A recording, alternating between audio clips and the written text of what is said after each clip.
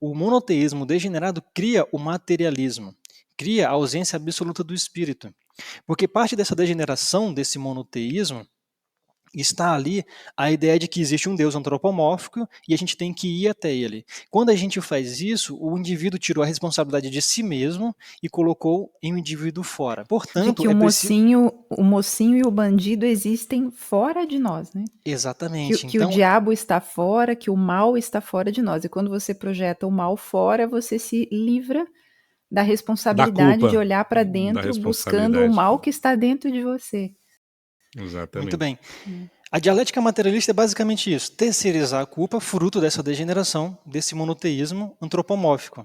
Né? Então, dessa maneira, é possível terceirizar a religiosidade. É possível atribuir a um indivíduo, né, que pode ser chamado de pai, né, em outra língua, em latim, que é o responsável por conduzir você e sem ele você não pode se desenvolver. Né? Então, não é à toa, diria, né, que evangelhos que afirmavam que Deus está no interior, que depende de você, que você deve buscar dentro de si mesmo, como fez Platão, como fez Sócrates, né, deixou claro isso nos seus textos, dá força a indivíduos, a instituições que conseguem manipular e controlar uma sociedade de indivíduos. Só que tudo nessa vida tem um princípio, meio e fim. Toda instituição é regida por essas leis de evolução e involução, e uma hora elas tinham que cair. E hoje a gente vive isso, uma degeneração absoluta desse monoteísmo materialista, antropomórfico, e é substituído por um novo Deus. É por isso que Nietzsche, né, Nietzsche dizia, Deus está morto. Né, e muitos viram isso como uma blasfêmia, mas ele se refere a esse Deus antropomórfico que perante o surgimento, né, da razão, da metodologia científica, ele morreu. Porque aquelas ideias fantasiosas de, por exemplo, um Adão e Eva que dá origem a tudo, de uma arca de Noé com animaizinhos andando de lado a lado, etc., essas coisas não tinham como base científica, né, perante o que estava surgindo ali na época dele. Então, de fato, esse Deus antropomórfico está morto e foi substituído por um novo Deus, que é o materialismo, a dialética do materialismo.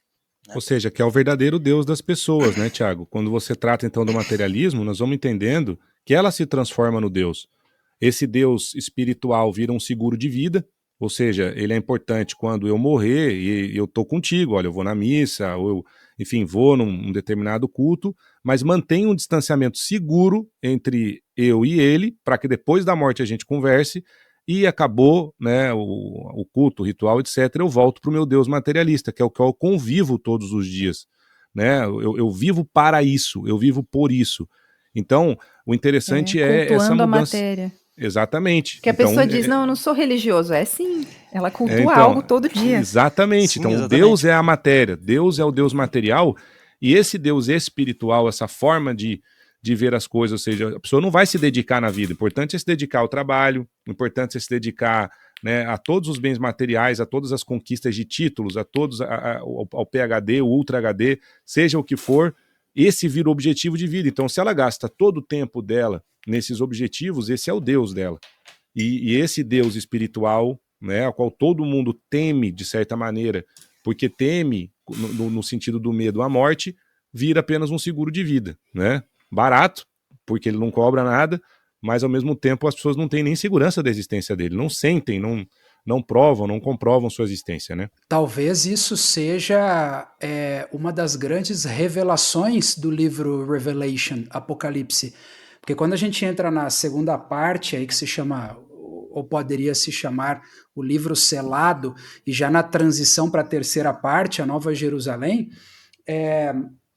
praticamente o que o Marcos acabou de dizer é a revelação que faz, né? Que a humanidade já estava naquele momento, porque a gente está falando de cerca de 2000 anos atrás, então já estava em Kali Yuga, como dizem também os maias, né? Que é um período de tempo onde tudo isso que o Marcos relatava vai se acentuando cada vez mais. Então, 2000 anos atrás, mais ou menos, aproximadamente, a humanidade já estava em Kali Yuga, com essas características dessa forma muito clara que o Marcos colocou, e agora isso está ainda mais acentuado, né?